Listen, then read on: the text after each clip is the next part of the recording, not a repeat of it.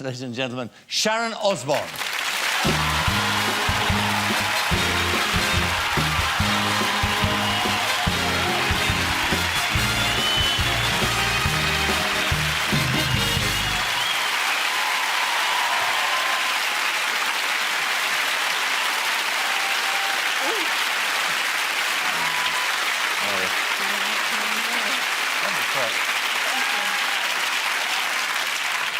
It's a lovely frock.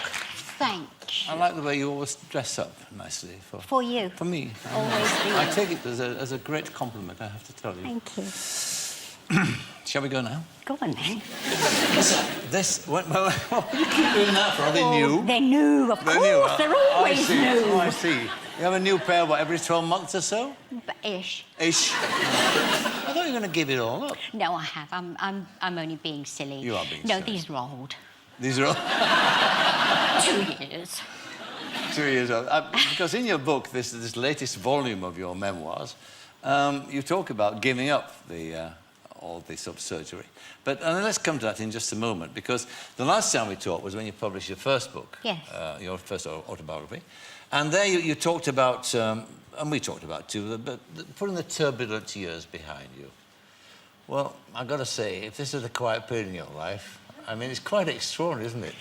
I mean, it seems to me in the book, you read the book, you're at war with people. And, I mean, is that the way you are? Are you very confrontational? Did you go around seeking confrontation? No, Michael. I have a philosophy in life. I keep my head down. I'm very insulated with my family. And I'm the nicest person in the world. But you try and get into my little world, and I'll bite you. So what particularly upsets you, though?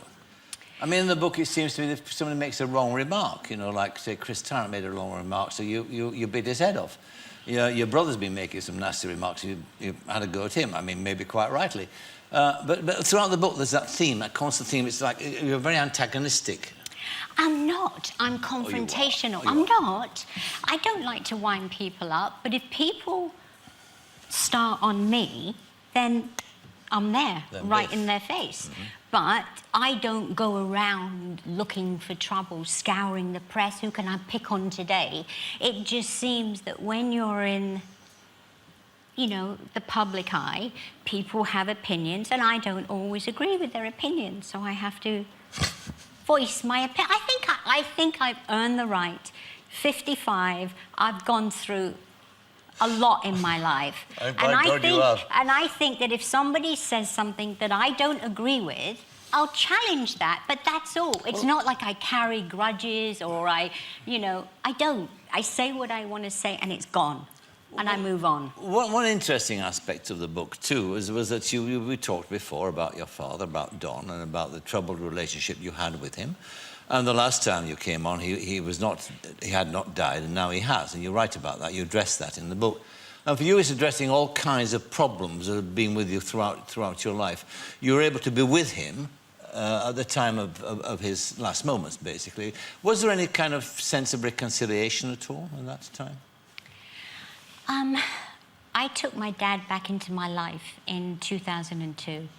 And at that point, I decided to forgive. Not to forget, but to forgive. And whatever went on in the past. And I took my dad back into my life, back into my family, and tried to do the best that I could for him. But it was a little late. In the sense that he had this awful Alzheimer's. Yes. And it got to a point where you told in the book about you sit there and he doesn't know who you are. And were you at any point in that time, from the time you took him back in your family, maybe before, did you ever try to understand or make him understand, or did you question him about why he treated you as he did? I mean, he betrayed you in many, many ways. I wish that I had have done. But he wasn't in a state to really have a confrontation or to really think clearly. It was too late. Yes. It was too late for him and for me to have that confrontation, which I wish I had done, but it was too late. What's interesting, again, in the book is the way that your father's death affected you. I mean, of course it affected you, your father. I mean, but also it seemed to promote one or two other ideas in your mind, you know. One being that when you and Ozzy, if ever it came to you, you had that kind of illness, that you wanted an assisted suicide. Is that right? Yes. When Ozzy and I would go to the home where we put my dad, Ozzy would call it God's waiting room. And, you know, you would see these people in there week after week, and their brain is dead, but their body's alive, but their brain is dead, and it's so cruel. It's such a terrible thing to happen to anybody. And we wouldn't want to put our family through that, or ourselves. So what would you do? What arrangement have you made? We have found a clinic that you go to, and, you know, that's it, basically, the old injection. Ozzy wants to put the Beatles on, listen to the Beatles, and I'll have to suffer the Beatles one more time, and, you know, that would be it. But who makes that decision? Do you make that decision, or the partner makes that decision? Does the partner decide, well... Because often in a situation like that, the person's incapable and doesn't know, do they, that No, they're they not don't. capable? I mean, They don't. No. So have you decided which way around you'll do it? I mean, do you think Ozzy might get rid of you before your time? Is Ozzy, let me tell you something. My old man, it would be, you know, they say at the end of the world there'll be cockroaches, Keith Richards and Ozzy Osbourne. That's it. He will... Nothing. He is the Iron Man. I mean, nothing puts him down. He comes right back. He will outlive me. Oh, God, yes. You think so? Oh, I know so. But what's nice about the book, I mean, it's not all doom and gloom at all, and you make the point that the other thing that's been really good for you has been Ozzy's continued sobriety. That's changed things for you. You don't... When people say, do you believe in God? Do you believe in miracles? I never believed in miracles because I'd never seen one. But my husband's sobriety is a miracle. It must be wonderful for you now just to look at him and get back the man that you once had, I suppose. The man I fell in love with. And again, what comes through in the book, too, is that for all the extraordinary ructions within your marriage and for all the times it could have gone astray, that what comes through it is an extraordinary love story. It is an incredible love story, and it's... You've been together how long now? We've known each other 37 years. 37. We've been partners for 27, married for 25. And it just seems my whole adult life I've been with Ozzy. And it's my greatest achievement in my life is my marriage and my kids.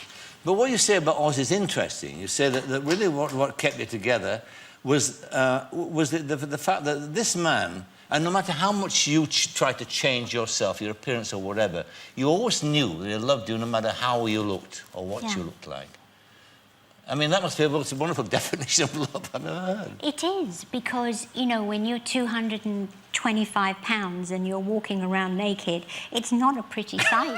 It isn't. It just isn't, no. You know, and you know you're not. Yes. And, you know, when your husband's lying next to you and he wants to make love to you with the lights on, it's like, oh, no, please. But he didn't care. You know, he just didn't care. That was it. You talk in the book about obesity, and we've talked about this before, but it's quite interesting because there's a couple of phrases you use in the book. You say that the public humiliation of being obese. In what sense? What do you mean? What do you go through when you're obese? Because I've been fat and thin so many times in my life, at different stages in my life, I've experienced being on a plane and people wanting to move, men not wanting to sit next to you because you beg, and they, you know, have moved their seats. Going to a building, a restaurant, the door slams right in your face. But when you're skinny, that door's opened. When you're at an airport and you're a big pudding and you're dragging your case off and you're trying to get your case together, you're invisible. But when you're skinny and you've got, you know, tight pants on and your boobs are up here, there's 4 guys wanting to help you with your case. And that's the way it is. You also say, too, it's very interesting in the book when you talk about the amount of work you've had on your body, and you say that everything I have done to my body is self-abuse. It is. In what sense is cosmetic surgery self-abuse? Well, to cut your body. You're brought into this world a certain way, and then, you know, you go in. With me, I have gone in over and over and over again and had my body cut up and changed and pushed and pulled. And, you know, you forget the fact of the damage that you're doing. And the last couple of operations that I've had, I'm like, Jesus, give your body a break, because I didn't have respect for my body. I didn't like my body, so I didn't treat it with respect. And what was the main reason for going under the knife? Was it because of your weight, or was it because that you wanted new boobs or whatever? What was it? Was it vanity? It was, of course it's vanity. It's absolute vanity. And I wanted, for one time in my life, to be skinny and good looking. I wanted it, and I paid for it. But looking at that face, I mean, you've always been good looking, haven't you? No. No. But how did your face, was it different than it was? Well, it was flat and round and just wasn't very attractive. It was all right. You know, I wouldn't have gone in for an ugly contest and won. No. But it was just a, you know, nothing.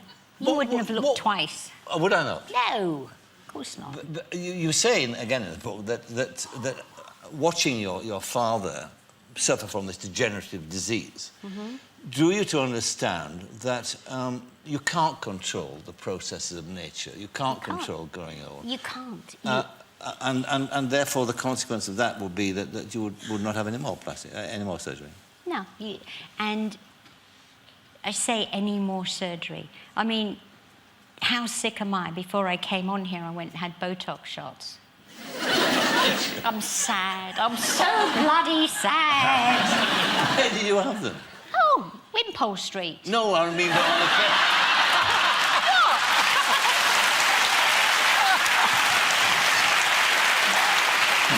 Which part of your body is Wimpole Street? No, look, if you look really carefully, you can see it's dark because it's bruised. I had it shot up today, just for you. You look lovely, actually. Thank you, darling. And even close up, you can't see that at all. No. The old grandma stuff. Now, listen. Let's end on a nice note, because your book does, in fact, because you talk about now the house is empty now. You've moved into a new house. We have. Rattlesnake Canyon, isn't it? Oh gosh, it's a place called Hidden Hills. In America, this is. In America, and I live on a road. It's actually called Dixon Trail. Sounds like something from a cowboy movie, doesn't it? And there's rattlesnakes, scorpions, and tarantulas. Wonderful. Have you met any yet? Oh, first week, there's a bloody big tarantula. Hair on this thing. It didn't even get waxed before it came in. This bloody thing. And then, I'm not lying to you, I go into the spare bedroom, and there's a bleeding scorpion on the floor, and I'm like, this is it's one of those... The builders put it down to wind me up. It's not real. Yeah. And then the thing came over the back and it starts running around. I'm like, I'm out of here. How's Ozzy coping with all that? I haven't told him yet. It's a secret because he'll want to move. He doesn't know. Has he read the books, by the way? No, he doesn't want to. He's like, why do I need to read a book? I know you. I live with you. Right. He knows the good, the bad, the ugly. Yeah. Yeah. Well, it's a fascinating read. It really is an extraordinary life that you've had, and continue to have, no doubt. Sharon Osbourne, thank you very much indeed.